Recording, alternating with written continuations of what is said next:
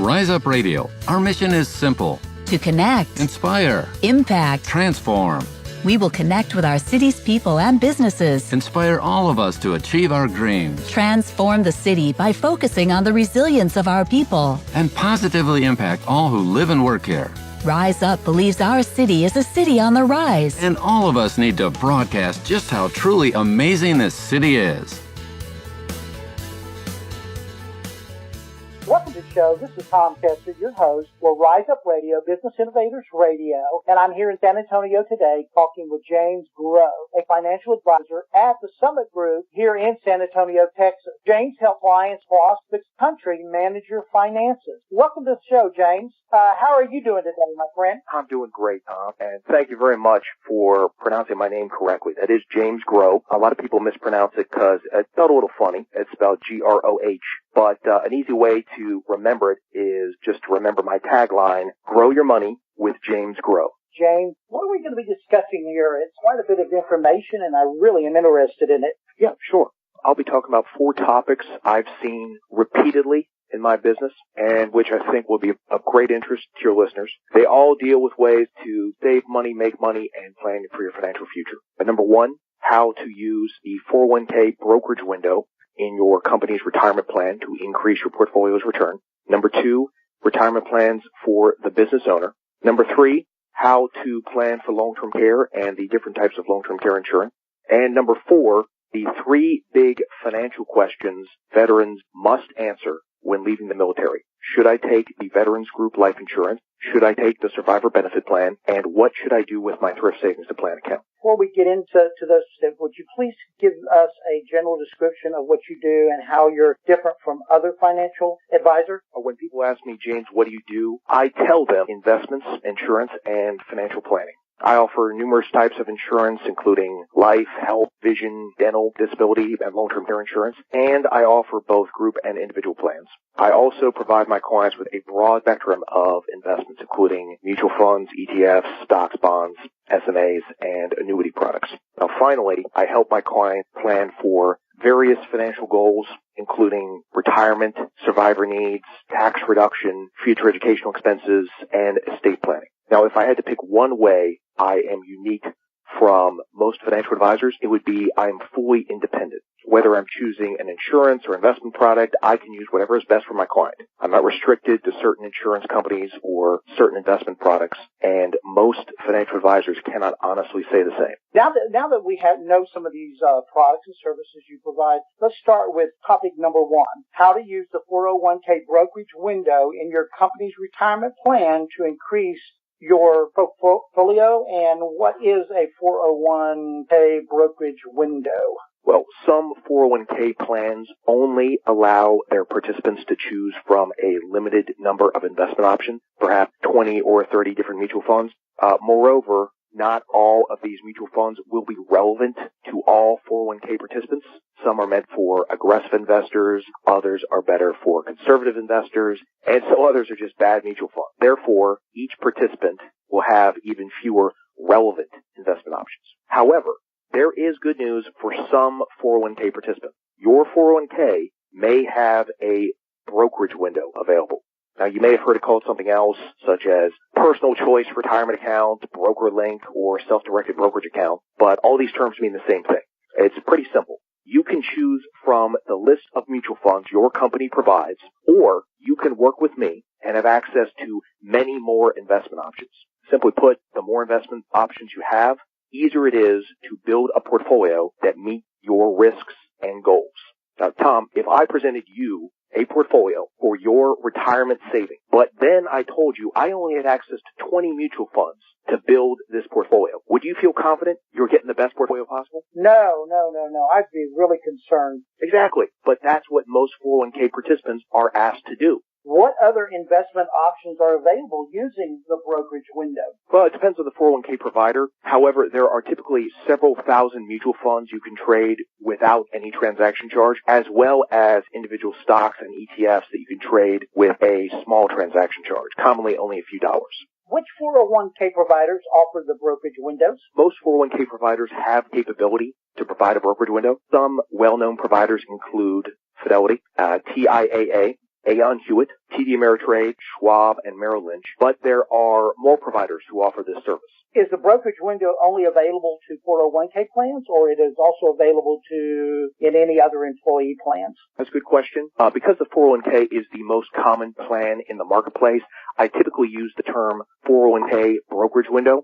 However, if you have a 403b, 457, or other employer-sponsored retirement plan, you may still have this option available. How do I tell the brokerage window is available in my retirement plan? How do I tell that? Some companies offer the brokerage window to their participants while others don't. The easiest way to find out what your company chooses to do is to contact me. I can easily find out and tell you. What will my company charge me for using the brokerage window instead of choosing from the list of mutual funds they provide? Typically nothing. It's not impossible that the company will charge a nominal fee, typically tens of dollars, but in most cases it's free. You just have to ask for it. What do you charge clients to help them with their 401k through the brokerage window? I charge an ongoing management fee. My fee typically starts around 1 to 1.5% of a client's account value per year, and is smaller for larger accounts. The fee is not as important as your net return, and increased investment options and professional management can increase your return net of fee. Wow, fees aren't important as long as I'm making money, right? Yeah, as long as you're making more money. That also keeps me honest and make sure that I'm doing better than you were doing before. Is there anything else people should know about 401k brokerage windows? Only that it isn't necessary once you leave the company. When an individual separates from employment, he or she can roll over the old 401k account into an IRA or Roth IRA with a financial advisor with no tax or penalty. The same is typically true if an individual reaches 59 and a half, even if the individual is still employed at the company. I've helped more than one client roll over his 401k account into an IRA while still employed at the company after 59 and a half. The individual will have unlimited options in the IRA. So if I'm still working, you can still help me. That's correct. Yeah, and I've done that for people working at companies with 401ks. I've done it for participants in the TSP, federal employees, and we'll get to that a little later. But yeah, 59 and a half is a very important age. So if you're still employed at that age, you've got a lot more access to your company retirement plan. Let's move on to our second topic, and retirement plans for the business owner. The 401k brokerage window may help individuals who work for a company, but people who work for themselves must start their own retirement plans. What options does a business owner have? Lots. But first, let me clarify what I mean by business owner. This classification includes both people who think of themselves as business owners and 1099 contractors. The latter group may not think of themselves as business owners, but they are. If you are getting a 1099 for tax filing purposes instead of a W-2, then I've got news for you. You are a business owner. Now that we've established who qualifies as a business owner, let's talk about the options. I won't go into tremendous detail about each option, but I would like to give you a couple questions you should ask yourself when determining what retirement plan is right for you. Question number one, do you have employees? Now, most business owners with W-2 employees wish to contribute to a retirement plan while minimizing the contributions they must make for their employees. If this is your wish, it's important that we work together so I can make you aware of the requirements of each plan type. And do certain plans require the business owner to match the contributions of his or her employee up to a certain level? Yes, absolutely. I'm glad you brought that up, Tom. While some business owners want to contribute on behalf of their employees for reasons like employee retention, others see this as a mere cost. If you have employees, it's important to work with financial advisors like me so you're aware of how much you have to match. The second question is, how much do you want to contribute? Again, the first question is, do you have employees? Yes or no. The second question is, how much do you want to contribute? The most common response I hear from business owners to this question is, as much as possible, to which I respond, so if you could legally contribute $1 million, would you? After this, I help them zero in on a specific number. Now, there are limits to all retirement plans. This is because retirement plans allow either traditional tax-deferred contributions or Roth tax-advantaged contributions, or both. You can either get a tax break on your contributions i.e. traditional, or you can pay tax on your contributions, but ensure that all your earnings are tax-free in retirement, i.e. Roth. Now, either option can be very attractive to investors, thus the limit. Now, if a client only wishes to contribute up to $5,500 per year, or $6,500 if a client is over 50, then an individual plan like an IRA, Roth IRA, or some combination of the two may be enough. In addition to individual plans, business owners have access to business plans. If a business owner wants to contribute more than a few thousand a year, we may look at a defined contribution business plan, like a SEP IRA, Simple IRA, or 401k. Now, all these plans have their own rules, so let's look at a very simple example. Let's say you're a business owner without employees. You may consider a solo 401k, which is just an easy-to-use 401k for you and potentially your spouse. In 2018, you can contribute $18,500 or $24,500 if you're over 50. You'll be able to contribute at least that much, but you may be able to contribute more through a process termed profit sharing. Now, the amount you can contribute through profit sharing depends on your net income, but the overall limit for the solo 401k is $55,000 or $61,000 if you're over 50. Now, bear in mind, part of this $55,000 would come from the profit sharing, so there's no guarantee you qualify for the maximum allowed contribution. Even if you have the money and want to contribute it, your net income may not be high enough according to IRS rule, which leads us to the defined benefit plan. Let's say you want to contribute even more than $55,000, even more money. You might consider a defined benefit plan. Now, the maximum contribution for these plans is highly individualized and depends on factors like your age and historic income, but it could be hundreds of thousands of dollars. Imagine the tax savings for some business owners if they could tax defer hundreds of thousands of dollars. So to sum it up, if you're thinking about retirement plan, you should look at an individual retirement plans first, like IRAs and Roth IRAs. And if you want to contribute more, look at defined contribution business retirement plans like the SEP IRA and Simple IRA or 401k. And if you're still not satisfied, you can consider a different benefit plan. Correct. Yes, absolutely. And thank you very much for summing that up, Tom. I may have gone a little long there, but obviously I'm very passionate about this stuff. That's one of the advantages of working with me, though. You tell me about yourself, your business, and what you want, and I guide you to the best plan for you. That way, you don't have to be an expert on all the different plan types out there. Yeah, and I really don't want to be. That's the reason we count on you so much. Let's go ahead and move on to our third topic, planning for long-term care. First of all, would you please define the word long-term care? Sure. Long-term care is a range of services you may need to meet your personal care needs. Long-term care does not rehabilitate you to health like medical care. It is the care you receive for an extended time because you cannot care for yourself due to physical or mental impairment. What are some examples that you have of that? Yeah, I think some examples would help. That definition is kind of technical, but the examples are things everybody's heard of. The most common types of long-term care are in-home care, adult daycare, assisted living, and nursing homes. How much does long-term care cost typically? It depends on the type of care and the part of the world where you receive it. According to a Genworth Cost of Care survey in 2017, the U.S. national average cost of in-home care was about $50,000 per year, while adult daycare was about $20,000. Now, bear in mind, those costs assume the individual is cared for by a professional during weekdays, while he or she is cared for by family on nights and weekends. 24/7 care would be more expensive. Assisted living costs about $45,000, while nursing homes cost about $86,000 or $98,000 for a shared and private room, respectively. The average rate of inflation for long-term care over the last 5 years has been 3 or 4% per year, depending on the type of care. And please remember, these are all just national average numbers. And even within a single city in the U.S., there is a range of costs for each service.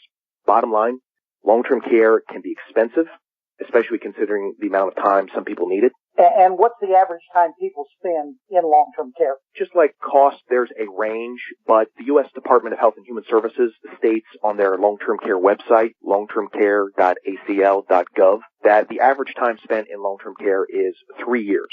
with women typically spending more time than men. What are the chances that someone needs long-term care? On the same website I just mentioned, it states that a person turning 65 years old today has a 70% chance of needing long-term care. So people are more likely to need long-term care than not need it, and it can be expensive. So how do you pay for that? Well, there are three ways to pay for long-term care. Number one, Medicaid. Number two, draw on your assets until they're gone. And number three, long-term care insurance. What about Medicaid and Medicare? Well, Medicaid I mentioned, we'll talk about in just a moment, but Medicare, I'm very glad you brought that up. It's a common misconception that Medicare will pay for long-term care, but it does not. Medicare is health insurance for people over 65. It helps cover health care and short-term rehab. Medicaid is the only government program that will pay for long-term care. It is the payer of last resort and should be avoided if at all possible. Now, I could give you a bunch of technical details about Medicaid, but I think my family's personal experience with Medicaid best illustrates why it should be avoided. One of my grandmothers suffered from Alzheimer's disease and had to enter a nursing home. Medicaid only paid for her because she had no assets and her only income was a very small Social Security check. If she had had significant assets or more income, they would not have paid. My family was informed that Medicaid had the right to place her in any Medicaid-approved nursing home within 150 miles of her current location. Also, Medicaid would only pay for a shared room.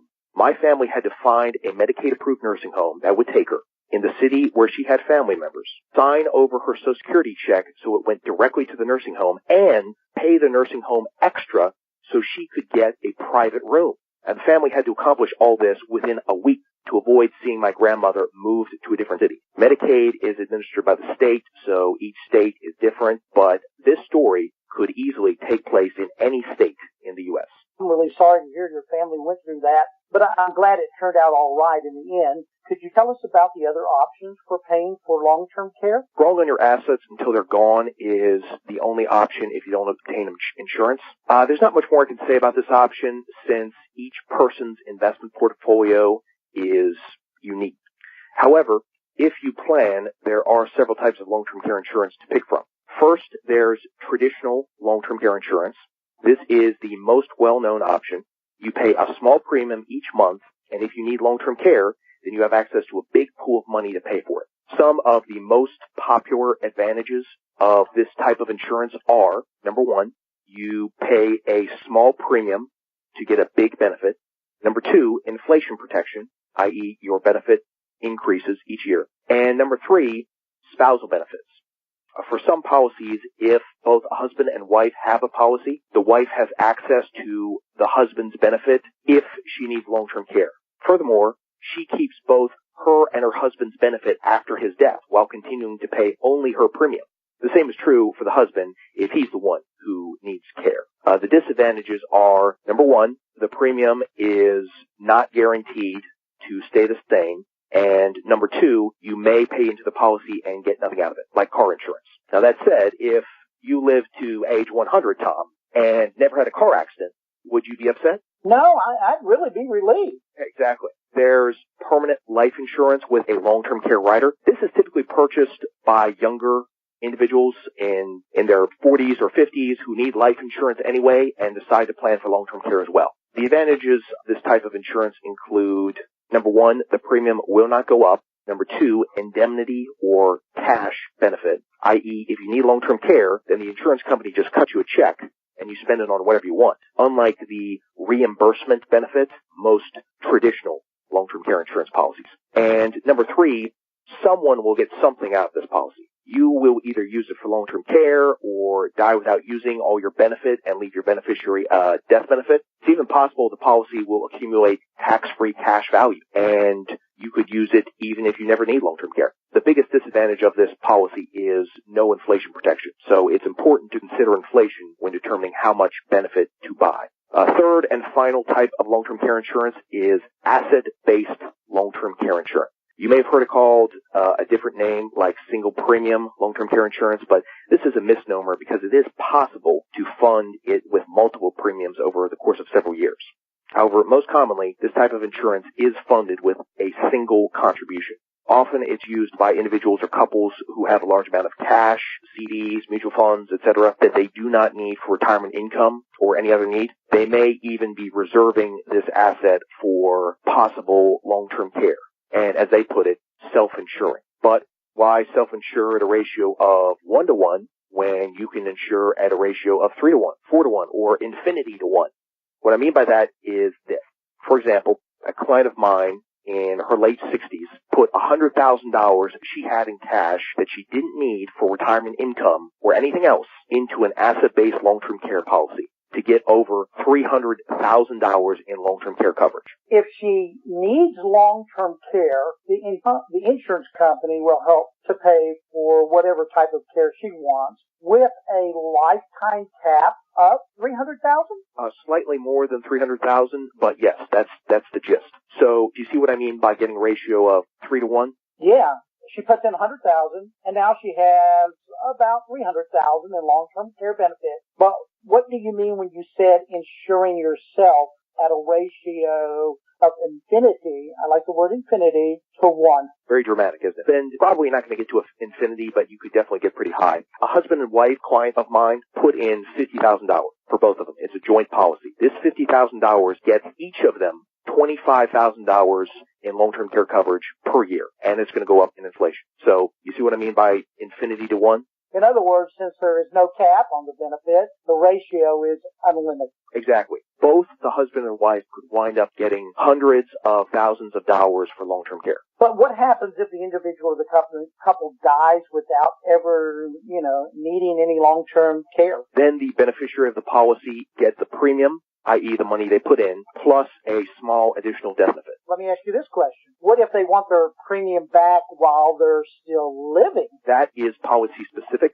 Some policies allow people to a complete return of premium at any time, while others have a surrender period, i.e. there is initially a charge to get your premium back, but it eventually goes away after a certain number of years. That said, the only time I'd likely advise a client to request a return of premium is if he was terminally ill. Thus, he won't need long-term care because he'll be dead in a month. That's a dour example, but my point is that it's usually injudicious to give up the benefit provided by an asset-based policy. Nevertheless, the return of premium option, as I said, is policy specific and can be customized to the individual. So whatever the client wants. Are there advantages and disadvantages you'd like to highlight for these policies? Well, I know I gave some advantages and disadvantages for the other types, but there are a diverse number of options available in these asset-based policies, so it's tough to cite pros and cons. Some policies have an indemnity benefit, while others have a reimbursement benefit. Some are inflation protected, while others aren't. This just means that you can get a policy that's customized to your specifications, as I said. However, I can point out 2 advantages common to all asset-based policies. Number 1, someone will get something out of this policy. Either the insured will get the long-term care benefit, or a beneficiary will get the premium plus the death benefit. And number 2, getting one of these policies approved is usually quicker and easier than other types of insurance. Underwriting is typically lenient, and often only a phone interview is required with no blood draw or other medical tests necessary. Well, those 2 things sound great. Let's move on to our 4th and final topic. The 3 big financial questions veterans must answer when leaving the military. What are these 3 questions? And by the way, here in San Antonio, we love our military, and God bless them for the service that they provide. Absolutely. Military city. That's one of the reasons I've worked with a lot of veterans in my business. And whether they are several months from separating from the military or have been separated for a couple years, I've seen them struggle with the same 3 important questions. Number 1, should I take Veterans Group Life Insurance? Number 2, should I take the Survivor Benefit Plan? And number 3, what should I do with my Thrift Savings Plan account? Okay, let's start with the first question. What is Veterans Group Life Insurance? The Veterans Group Life Insurance, which is abbreviated as VGLI, and which we'll refer to it as such to save time, is a government group life insurance plan with an increasing premium, i.e. premium gets more and more expensive as the veteran gets older. Should a veteran participate? And the answer is no, not unless he or she cannot get life insurance anywhere else. Because the VGLI is an increasing premium policy, it will eventually get prohibitively expensive. Furthermore, I can usually get a veteran a policy that is less expensive than the VGLI right off the bat. But even if the policy is initially more expensive than the VGLI, the veteran will save money in the long run due to the VGLI's increasing premium. For example, I secured a 47-year-old male veteran a life insurance policy with the same death benefit he had in the VGLI. And not only was the policy initially less expensive than the VGLI, but over the next 30 years, the veteran will pay $154,608 less than what he would have paid in the VGLI. Now that's a lot of money. What if a veteran has health problems? Can he or she still qualify for this type of life insurance? Often, yes. A veteran's health problems may make them uninsurable, but I've seen many veterans with many health problems get through underwriting. Basically, you never know until you try. Plus, it's always free to talk to me, so you might as well take advantage of my expertise. I encourage all veterans to talk to me to see if they qualify for a life insurance policy. Ideally, veterans should talk to me before they separate. But you can drop the VGLI anytime. So if the veteran is currently enrolled in the VGLI, then he or she should still talk to me to see what better options are available. Oh, I agree 100%. Since we're talking about life insurance, I feel I should ask this question that gets asked a lot about this topic.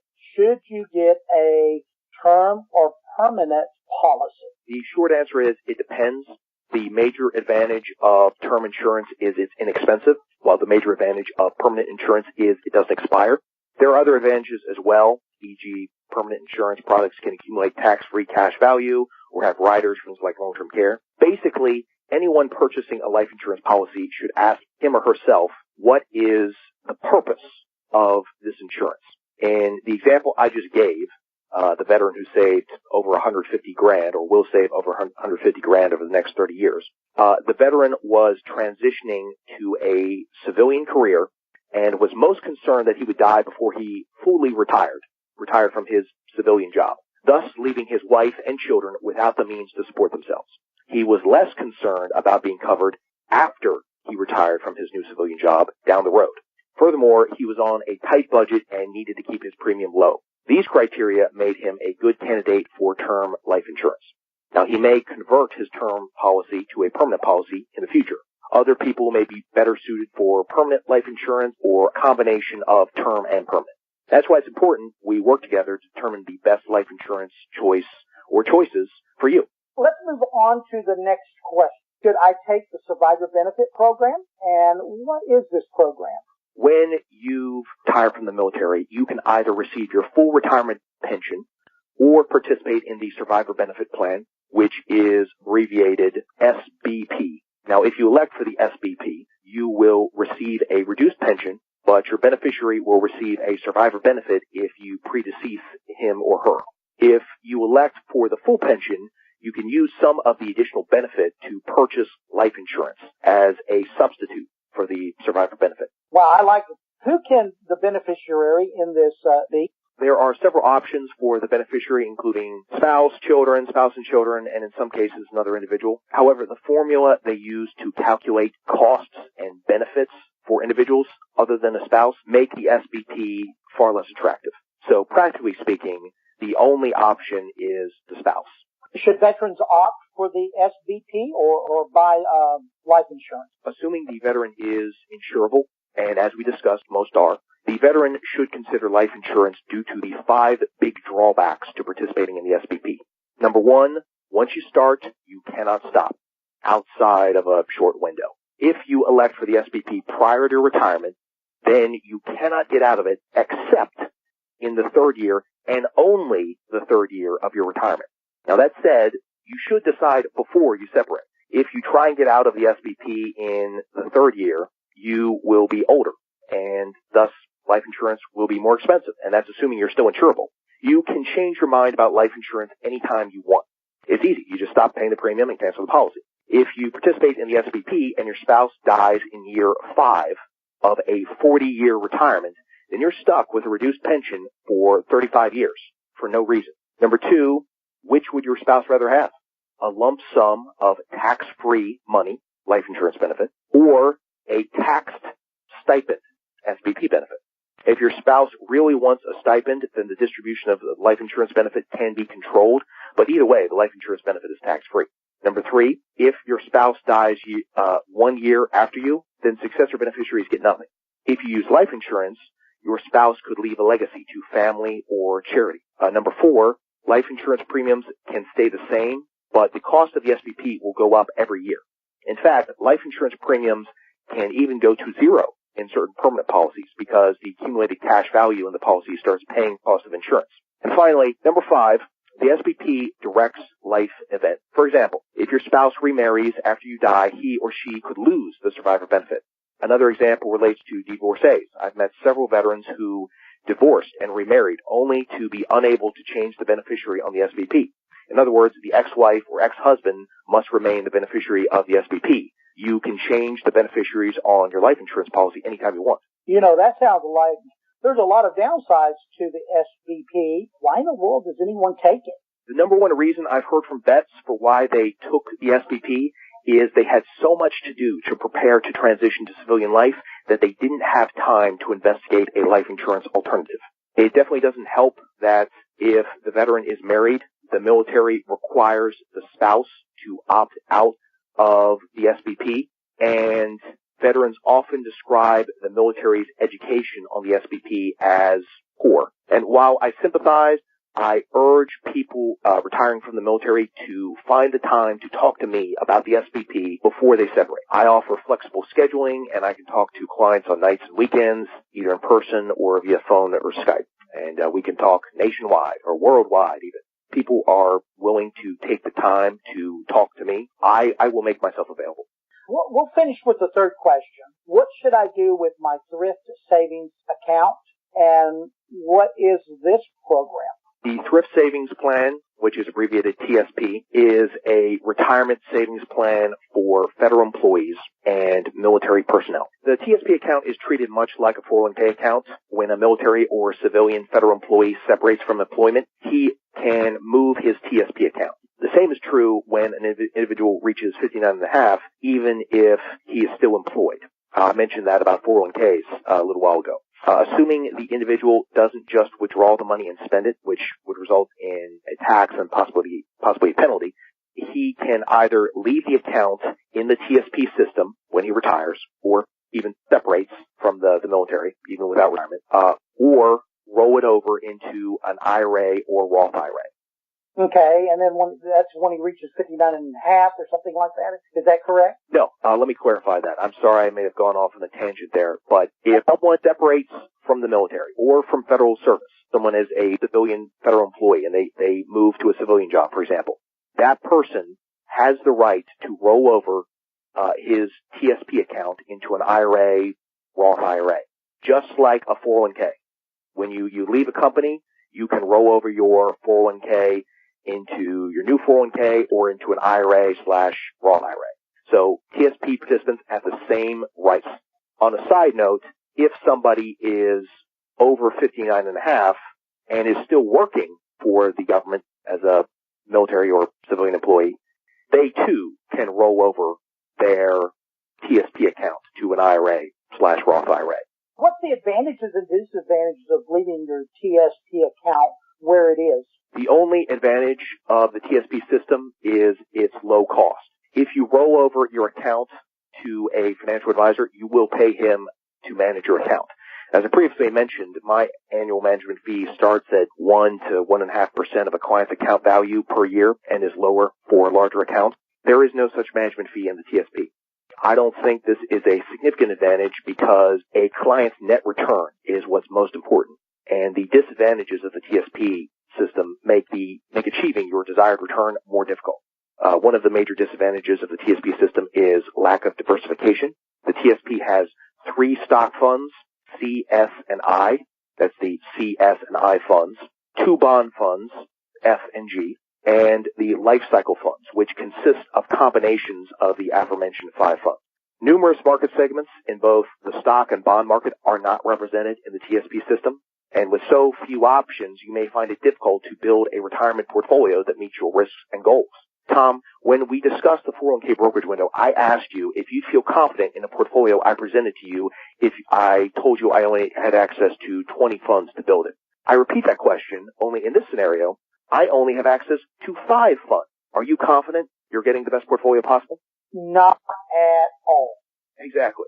However, that's what the TSP system is asking of veterans. Another major disadvantage of the TSP system is lack of guidance. The TSP offers a hotline but no personal financial advisor. As I mentioned, I aid my clients with their portfolios, but I also help them with their financial goals, like retirement. Participants in the TSP do not have the same level of support to ensure they are using the TSP or other accounts effectively so that they will be able to retire when and how they want. They definitely don't have support with questions like tax reductions, survivor needs, estate planning, and so forth. The final disadvantage of the TSP system is related to tax-exempt money. The easiest way to understand this disadvantage is by using an example. I worked with a veteran who had $420,000 or thereabouts in his TSP account, of which $290,000 was tax deferred and $130,000 was tax exempt. Oh, and there's $0 in the Roth account. If he had left that $130,000 in tax exempt money in the TSP and it grew to $200,000, then the $70,000 in earnings would be taxable upon withdrawal. By rolling over that $130,000 to a Roth IRA, he ensured that all future earnings would be tax-free. The $290,000 was rolled over into a traditional IRA. So ultimately, he had a Roth IRA worth $130,000 and a traditional IRA worth $290,000. And again, if he had just left the money where it was, all those future earnings would have been taxed upon withdrawal. He avoided taxation on, it could have been $70,000, could be $100,000, could be who knows how much. I know I've called a TSP hotline and asked for a way to do this within the TSP system, but it's just not possible. So if you want tax-free growth, you have to get your money out of the TSP. All you veterans out there, you should definitely talk to someone. I hope you'll talk to me, but you should definitely talk to somebody about rolling over your TSP account. But again, for most veterans, buy life insurance instead of opting for the VGLI and SBP and roll over your TSP accounts into IRA/Roth IRA. We've covered a lot of information, and now that we're finished with our final topic, let's wrap this up. We've covered several topics today and went through a lot of information and a lot of initials that kind of just took me off guard there for a minute. Basically, how can you summarize this up for me today? Sure, Tom. I gave a brief summary of the services I provide, which includes investments, insurance, and financial planning. Then we moved on to our first topic, how to use the brokerage window in your company retirement plan to increase your returns. For our second topic, we talked about many different retirement plans available for business owners. Our third topic was long-term care and your options for paying for it, especially the 3 insurance options: traditional long-term care insurance, life insurance with long-term care rider, and asset-based long-term care insurance. And our fourth and final topic was the 3 most important financial questions a veteran must answer. Should I take the VGLI? Should I take the SPP? What should I do with my TSP account?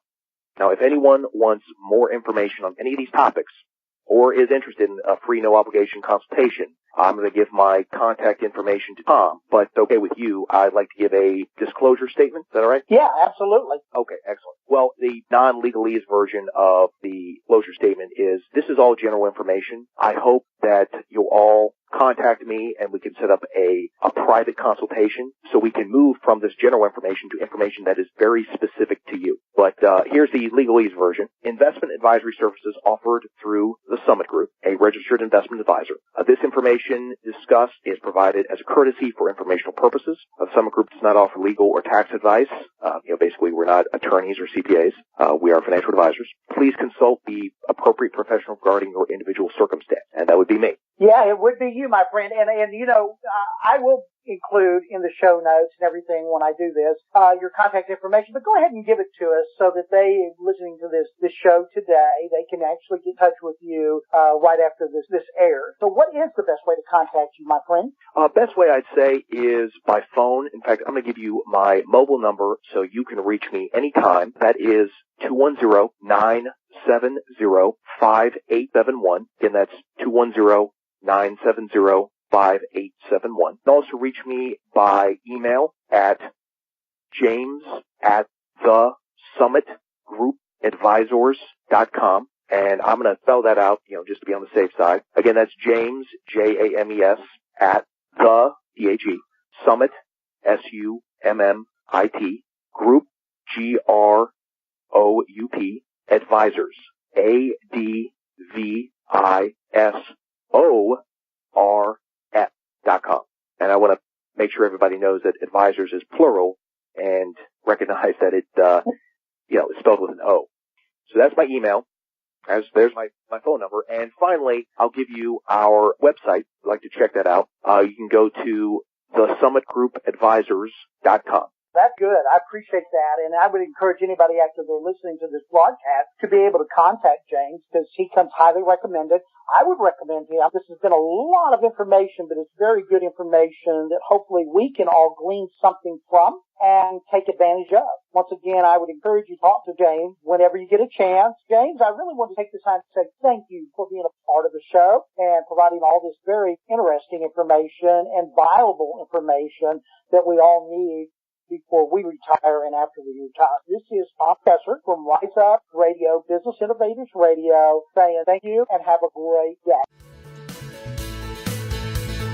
Thank you for listening, and remember, By working together, we can make a difference in our city.